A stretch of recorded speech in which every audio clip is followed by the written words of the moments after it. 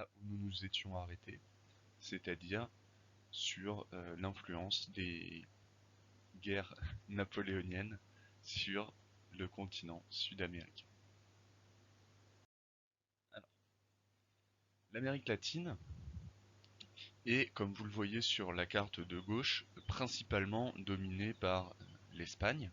L'Espagne qui, en 1800, domine en tout cas techniquement parlant, officiellement, l'ensemble de l'Amérique latine, à l'exception des territoires comme la Guyane, comme les Guyanes, pardon, occupés par les Pays-Bas, l'Angleterre et la France, et le Brésil occupé par le Portugal. Vous voyez aussi que le Mexique, la Californie, jusqu'au Grand Lac, sont également des territoires sous influence espagnole. Or, au début du XIXe, alors que l'Espagne doit lutter contre Napoléon en Europe, ces colonies sont agitées par une première série de guerres d'indépendance. L'émancipation de l'Amérique latine a pour cadre des espaces immenses et un territoire donc très étendu par rapport à celui de la métropole. L'origine et la nature des mouvements indépendantistes en Amérique du Sud sont extrêmement complexes et il est difficile de faire de grandes généralités. C'est pourtant ce que je vais essayer de faire. Donc la structure sociale des colonies espagnoles est principalement une société pyramidale qui est basée sur l'origine ethnique des individus. Cette pyramide socio-ethnique, elle est dominée par deux groupes sociaux qui sont antagonistes. Vous avez d'un côté les Espagnols ou les Portugais dans le cas du Brésil, qu'on appelle des péninsulaires, c'est-à-dire ceux qui viennent directement de la métropole et qui occupent dans les colonies des postes à responsabilité, dans lesquels ils peuvent s'enrichir, et les créoles. Les créoles, ce sont des descendants des premiers colons espagnols et ou portugais. Ensuite, vous avez des métis, vous avez des noirs, les indiens, etc., etc. Mais tout en haut de cette pyramide sociale, vous avez ces deux groupes, les espagnols et les créoles. Donc les Espagnols péninsulaires sont en petit nombre et ils sont assez peu enracinés, hein, puisqu'ils viennent de la métropole, ils ne restent pas dans la colonie. Et ce sont eux qui trustent, qui occupent les fonctions politiques et administratives. Les créoles, eux, comme je vous disais, descendants d'anciens colons installés en Amérique depuis longtemps, possèdent la plupart des terres, mais n'ont que peu de pouvoir ou de représentation politique. Ils sont un petit peu plus de 4 millions sur l'ensemble du continent sud-américain, et ils se considèrent comme une sorte d'aristocratie coloniale euh, au sein d'un mouvement qu'on appelle le criolisme, C-R-I-O-L-I-S-M-E. Donc ils détiennent l'essentiel des richesses, je vous disais, mais du, ils souffrent du monopole économique qui est imposé aux colonies par la métropole.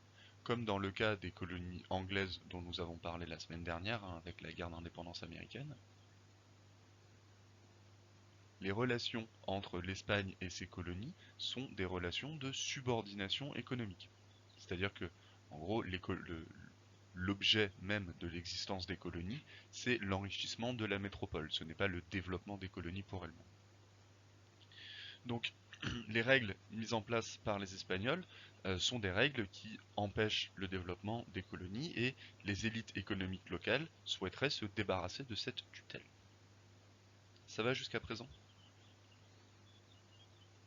Donc là, au moment du 19e siècle, au tout début de 1800, il y a déjà eu des insurrections, quelques insurrections d'esclaves.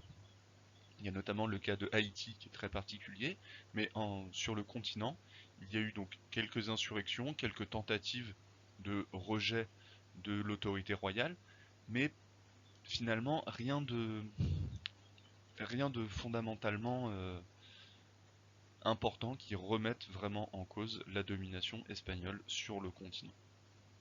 Il y a eu des foyers de contestation en 1715, en 1740, en 1789 avec l'influence probablement de la Révolution française dans la région des mines du Brésil, mais sinon ce sont principalement des actions isolées.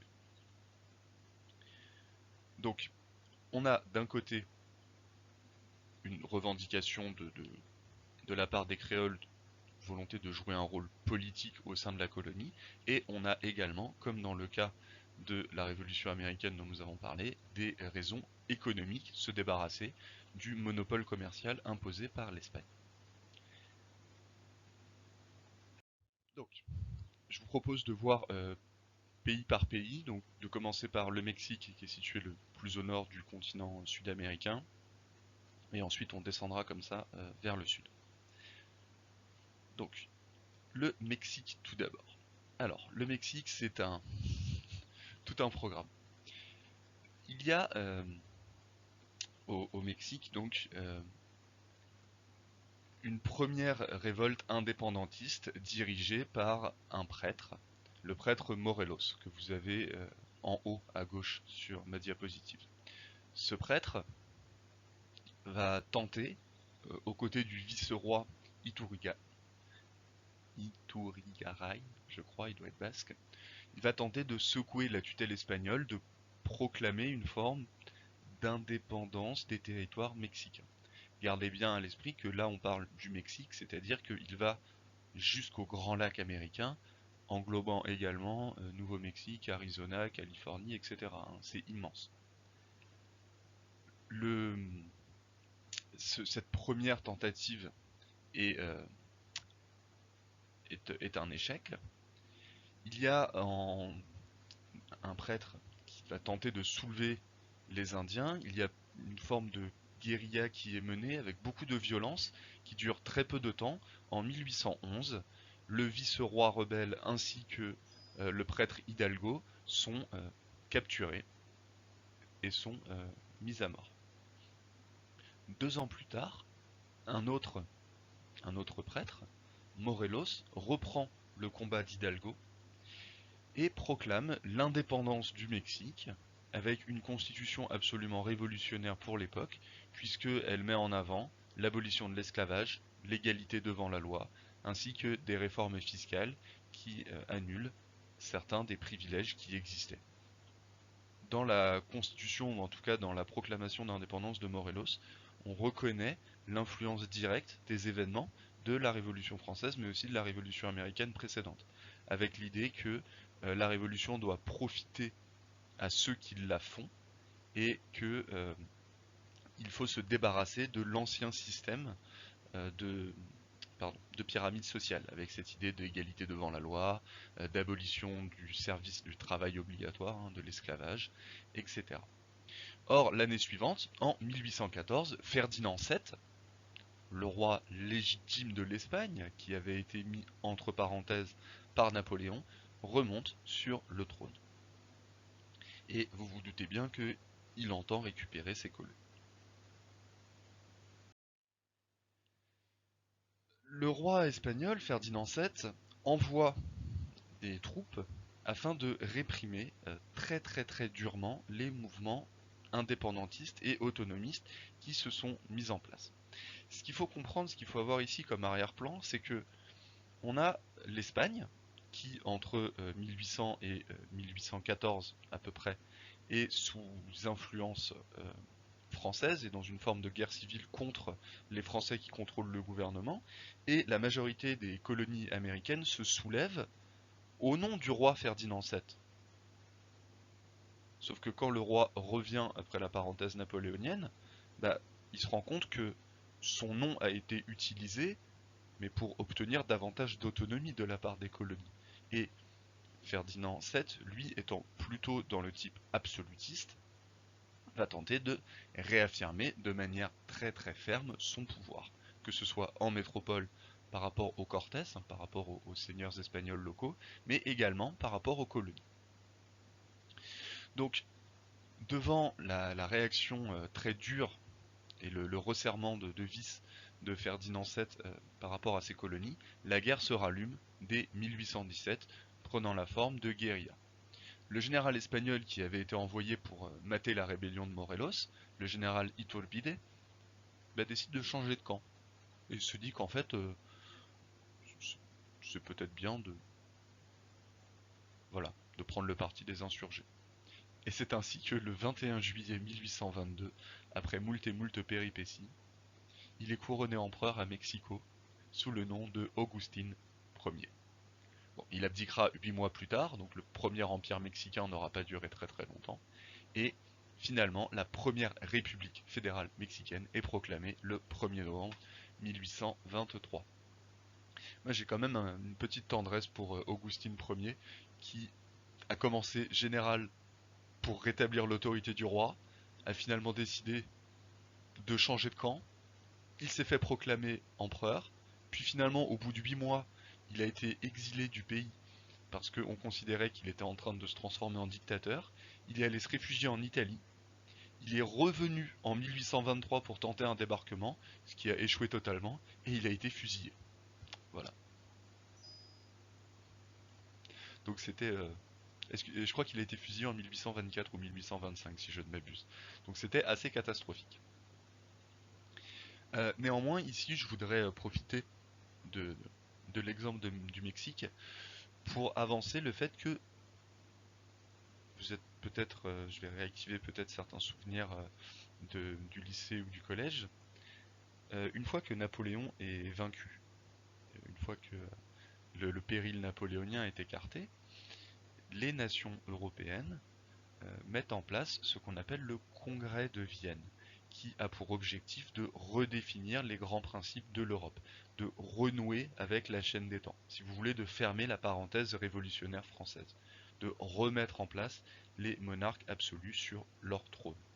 Mais en dépit de l'unité de façade affichée par les membres de ce congrès, euh, ils passent un peu leur temps à se tirer dans les pattes les uns des autres. Et des nations tout particulièrement comme l'Angleterre, la France, mais aussi la jeune République des États-Unis, encouragent très très fortement les indépendantistes contre l'Espagne, puisque l'objectif de ces pays, hein, par exemple de l'Angleterre, bah, c'est de remplacer les Espagnols dans le circuit commercial à destination de ces colonies. Voilà, un peu comme les Français avaient aidé les Américains pour pouvoir damner le pion des Anglais, ici les Anglais vont très fortement aider les révolutionnaires sud-américains en ayant en tête l'idée de se substituer à la flotte espagnole pour ce qui concerne le commerce. Donc on a bien des raisons, là encore, hein, économiques. C'est bon pour le Mexique? Ok. Ah, l'Amérique hispanophone. L'Amérique hispanophone, toute une histoire. Alors, au Venezuela, les premiers à avoir eu leur indépendance, euh, ce sont, c'est un aventurier, Miranda, Francisco de Miranda. Il mène une révolte au Venezuela, fait proclamer l'indépendance en 1811 et fait donc du Venezuela la première république officielle d'Amérique du Sud. Néanmoins, ça ne durera pas longtemps du tout. En fait, excusez-moi, je retrouve mes notes. Voilà. Donc, Simone Bolivar, il est où?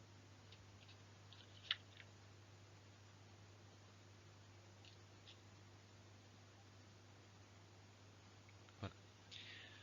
Donc, Miranda, c'est tout un personnage, j'ai marqué ici aventurier, puisque avant de participer à ce processus des indépendances, à cette révolution d'Amérique du Sud, il a participé à une expédition contre ce qu'on appelle les barbaresques à Alger en 1775.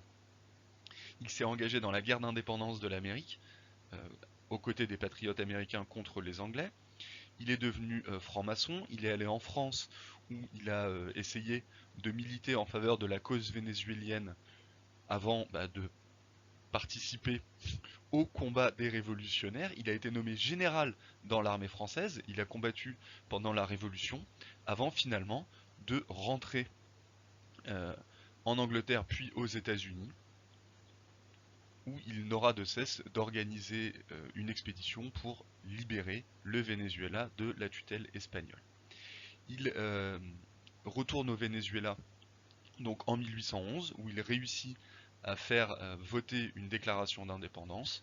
Bolivar le rejoint et ensemble ils vont tenter de rallier le reste du pays.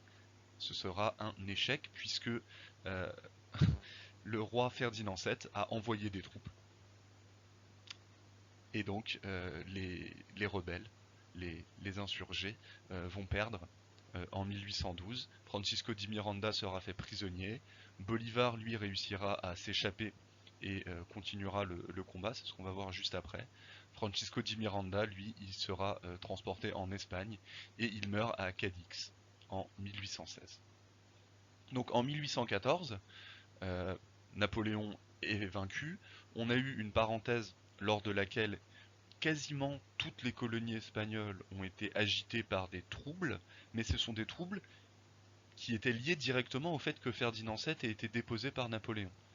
Puisque la majorité des colons espagnols, des habitants des colonies, se sont dit nous refusons de reconnaître le nouveau gouvernement espagnol à la solde des Français. Donc au nom du roi, nous nous rebellons. Le problème c'est qu'une fois que le roi revient, bah, finalement les rebelles se disent que tant qu'à s'être rebellés, bah, c'est bien en fait l'indépendance. Alors, petite pause ici dans les indépendances sud-américaines, le cas du Brésil. Alors le cas du Brésil, moi je les trouve très mignons les Brésiliens. Ça fait très révolution pacifique. Alors, le cas du Brésil, je vous en avais un petit peu parlé. Donc le général français Junot envahit le Portugal en 1811. Euh, la dynastie Bragance hésite devant le danger que représente l'invasion des Français. Il voit bien que l'Espagne a été envahie à côté, que bon, c'est pas génial. Et sur les conseils notamment des Anglais, la famille de Bragance décide de quitter Lisbonne et s'embarquer pour la colonie du Brésil. C'est la première fois qu'un souverain portugais se rend au Brésil. Et finalement, le Brésil, je sais pas, peut-être la cachaça, peut-être allez savoir. Il semblerait qu'en tout cas, la famille royale portugaise se plaît vraiment au Brésil. Et quand Napoléon est vaincu, il ne rentre pas. Il reste au Brésil. Il faut que ce soit les, la population portugaise qui rappelle son souverain un peu à corps et à cri pour que finalement, 10 ans après le départ des Français, le souverain Jean VI rentre enfin au Portugal. Néanmoins, juste avant de partir, il laisse son fils au Brésil. Il laisse son fils Pierre au Brésil, donc en tant que vice-roi. Finalement, en quelques mois, Pierre se rend compte que les nobles portugais lui manquent de respect parce qu'il n'est que vice-roi du Brésil. Il y a des volontés d'autonomie, etc. Il décide, euh, à l'image du général espagnol qui avait rejoint le Mexique, il décide de prendre fait et cause pour les Brésiliens plutôt que pour les Portugais.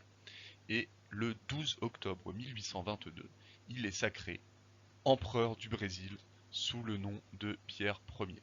Vous avez ici une image du sacre de Monsieur Pierre Ier dans la cathédrale de Rio. Voilà, je trouvais le concept de révolution à la cool plutôt pas mal. Alors néanmoins, on a quand même quelques petits soucis avec, avec Pedro. Euh, si les troupes de la métropole quittent le Brésil, si finalement l'indépendance se fait sans trop d'effusion de sang, il y a un gros problème même qui restera euh, important dans la politique brésilienne jusqu'à la fin du 19e siècle, c'est la question de l'esclavage. Puisque Pedro ici premier n'abolira pas l'esclavage, il faudra attendre la fin de l'Empire et le début de la République brésilienne pour que cela se fasse. De mémoire, je crois que le Brésil est le dernier pays d'Amérique du Sud à avoir aboli l'esclavage. Voilà. Là encore, je tiens à préciser que les Anglais ont fortement soutenu le, la volonté indépendantiste des Brésiliens, puisque là encore, même si l'Angleterre est officiellement alliée du Portugal depuis le XIVe siècle, ça les arrangeait bien aussi de pouvoir avoir des relais pour leur commerce international. C'est bon?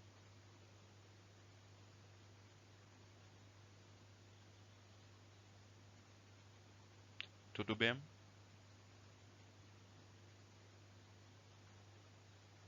Bon, j'imagine que oui. Alors, le grand personnage de l'Amérique du Sud, hein, celui qu'on... Même dans Narcos, on parle de lui et de sa fameuse épée, El Libertador, Simón Bolívar. Simón Bolívar, lui, il a rejoint Miranda lors de la tentative de soulèvement du Venezuela. Et si vous pensiez que Miranda avait un CV blindé, Bolivar, il est pas mal non plus dans il est pas mal non plus. Alors, Bolivar, lui, c'est vraiment un enfant des Lumières. Il a été bercé par, je caricature à peine, il a été bercé par la lecture de Rousseau, par exemple. Il a séjourné en Europe, aux États-Unis. Il rejoint le, comment dire, la volonté indépendantiste de Miranda au Venezuela. Et après l'échec de cette tentative, il recommence et libère Caracas en 1813, donc toujours au Venezuela. C'est lors de la libération de Caracas qu'il est surnommé pour la première fois El Libertador, surnom qu'il gardera jusqu'à la fin de sa vie. Euh, donc, en dépit de la libération de Caracas, il doit battre en retraite peu de temps après, puisque les troupes loyalistes espagnoles euh, lui infligent une défaite. En 1817, enfin, le succès lui sourit, grâce à l'aide des Anglais qui lui prêtent des bateaux. Il réussit un débarquement à Angostura et l'année suivante, il contrôle toute la vallée de l'Orénoque. Néanmoins, face à lui se dresse le général Morillo, qui a écrasé dans le sang les tentatives de résistance en Nouvelle-Grenade et dans certaines villes au Venezuela. Harcelé par les Espagnols, Bolivar décide d'utiliser sa fortune personnelle pour lever de nouvelles troupes. Et en 1818, il pioche donc directement dans sa poche pour engager des mercenaires qu'on appelle les Llaneros. Ces mercenaires qui formeront le cœur de l'armée de Bolivar, ce sont des vétérans anglais, écossais et prussiens qui ont combattu contre Napoléon sur le continent. Ils sont assez peu nombreux, ils sont, selon les estimations, entre 5 et 6 000, mais ce sont des vétérans qui ont l'expérience du combat. Donc à partir de ce moment-là, Bolivar dispose d'une armée professionnelle capable de manœuvrer de manière très très très efficace, ce qui lui permettra de compenser son infériorité numérique. Après la victoire de Boyaca en 1819 et la libération de Bogota, la Grande Colombie que vous voyez sur la carte est proclamée. Donc son armée, je disais, est disparate, mais elle manœuvre très très bien. Il traverse les Andes, pénètre dans la vallée de la Magdalena, remporte la victoire de Boyaca et crée la Grande Colombie qui englobe le Venezuela, mais également les territoires de Nouvelle-Grenade jusqu'au Panama que vous voyez sur la carte. Le Panama ne sera retiré ou détaché de la Colombie qu'au début du XXe siècle. En 1800, le 30 août 1821 naît donc la troisième république vénézuélienne, ça fait quand même trois républiques en très peu de temps, que Bolivar accepte de diriger. Il aurait voulu, enfin il a tenté d'être président à vie, ça a été... Bolivar est un personnage assez intéressant, là je suis obligé de raccourcir un petit peu, mais c'est un personnage très très intéressant qui n'a pas réussi à mener à bien son projet. Il avait comme objectif de réaliser une vraie union fédérale hein, des anciennes colonies espagnoles. Et ce terme de Grande Colombie était censé recouvrir une forme d'unité politique générale du continent sud-américain. Donc, après l'indépendance de la Colombie, Bolivar joint ses forces à celles d'un autre opposant, le créole, José de San Martin y Matoras. C'est celui qu'on appelle le Libertador, mais plutôt du côté du Pérou. Ce dernier est né en Argentine. Il a acquis en Espagne d'abord une très bonne formation militaire, ce qui fait qu'il est souvent considéré comme l'un des meilleurs, voire le meilleur des stratèges de l'indépendance. Les guerres d'indépendance sud-américaine se résument pour la majorité des affrontements à des actions de guérilla. Il y a relativement peu de batailles rangées.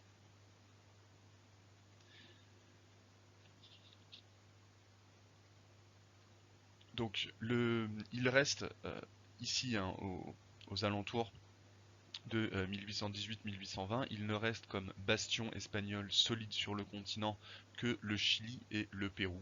Le Pérou étant une source de richesse très très importante pour les Espagnols, c'est aussi l'endroit où il y a la plus grande concentration de troupes. Il y a beaucoup de mines, par exemple, au Pérou, des mines d'or notamment. San Martin décide, avec l'aide de Bolivar, d'aller soutenir les mouvements insurrectionnels tout d'abord au Chili, afin de pouvoir encercler le Pérou. Il réussit à faire traverser la cordillère des Andes à toute son armée, donc si vous pensiez que Hannibal avec ses éléphants c'était impressionnant, là on parle quand même de faire traverser un col à 4200 mètres d'altitude à une armée entière. Il rejoint au Chili les forces de O'Higgins, vous noterez ici bah, le nom O'Higgins, donc je vous parlais des vétérans irlandais, écossais et anglais qui se retrouvaient dans les conflits, là vous en avez un. O'Higgins, lui, réussit à mener à bien l'indépendance chilienne, et c'est assez intéressant O'Higgins, puisque aujourd'hui vous trouvez des statues de O'Higgins, le libertador chilien, un peu partout, sauf qu'en fait, de son vivant, il a été accusé de vouloir s'emparer de la dictature, et il a été exclu, donc il n'a pas fini sa vie au Chili. Voilà. Mais aujourd'hui, il est célébré comme un héros national. Il ne reste donc que le Pérou sur le continent, Pérou qui sera libéré en 1826 dans son intégralité. À partir de ce moment, donc 1825-1826, l'Espagne ne dispose plus sur le continent sud-américain que de la colonie de Cuba. On a donc ici un exemple très très intéressant d'un ensemble de territoires qui ont connu des transformations politiques variées et qui en 30 ans sont passés de la sujétition à l'autonomie et l'indépendance. Donc après la politique sud-américaine sera encore un petit peu compliquée, puisque là je vous ai parlé du Chili, un petit peu du Pérou, du Mexique, du Brésil et de la fameuse Grande Colombie. Néanmoins, à l'issue du processus d'indépendance, on a quand même 19 entités politiques différentes. Voilà. Alors ça c'est le drapeau donc du Chili. Les Chiliens mettent souvent en avant le fait que c'est leur drapeau qui aurait servi d'inspiration au modèle américain. Je n'ai pas réussi à trouver de source fiable là-dessus, donc je prendrai cette affirmation avec beaucoup de pincettes. Voilà. Alors, bilan de cette série d'indépendance sud-américaine. On a en 1830 19 entités politiques différentes sur le continent sud-américain. La géographie très particulière du continent est un obstacle non seulement à l'union politique, mais également aux communications entre les différents pays. Ce qui explique que, à l'exception du Brésil, il y a peu de pays de très grande taille sur le continent, et que par exemple l'ambition de Bolivar de créer la Grande Colombie, hein, cette espèce d'État qui aurait occupé tout le tiers supérieur nord de l'Amérique du Sud, a été un échec. La division de la société dont je vous avais parlé au début, entre riches créoles et reste de la population, est maintenue, c'est-à-dire que les Espagnols ou les Portugais péninsulaires qui occupaient les fonctions politiques ont été évincés, mais ils ont été remplacés par les créoles qui maintenant cumulent pouvoir politique et pouvoir économique. Donc pour les couches les plus défavorisées de la population, ces indépendances n'ont pas changé énormément en termes d'amélioration de leurs conditions de vie. En revanche, très très important, en 1823, le président américain, le président des États-Unis James Monroe, dans un message au Sénat, définit les principes de la doctrine qui sera appelée à porter son nom par la suite, la doctrine Monroe. Les États-Unis s'opposent, de manière militaire s'il le faut, à toute forme d'intervention européenne sur le continent sud-américain et affirment la primauté, la nécessité de la solidarité interaméricaine. En contrepartie, ils annoncent officiellement se désintéresser de l'Europe. C'est ce que plusieurs historiens définissent comme le point de bascule du début de l'isolationnisme américain, dont les Américains ne sortiront qu'avec la Première Guerre mondiale en 1917. Dans cette déclaration, en fait, les États-Unis s'affirment comme la puissance dominante du continent et font de l'intégralité des possessions du Sud, enfin des nations du Sud, pardon, lapsus, leur sphère d'influence. J'ai utilisé le terme de possession, s'il n'est pas forcément exact. En tout cas, ici vous voyez sur cette caricature que les États-Unis s'affirment face aux nations européennes en, en tirant un trait net sur les différentes zones d'influence que eux-mêmes pensent avoir. Est-ce que vous avez des questions sur cet ensemble d'indépendance sud-américaine que nous avons vu de manière assez rapide et parfois caricaturée?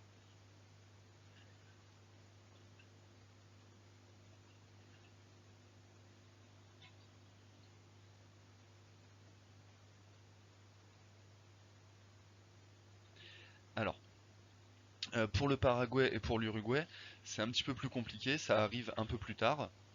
En fait, le sud de, de l'Amérique, je vous en ai pas parlé précédemment.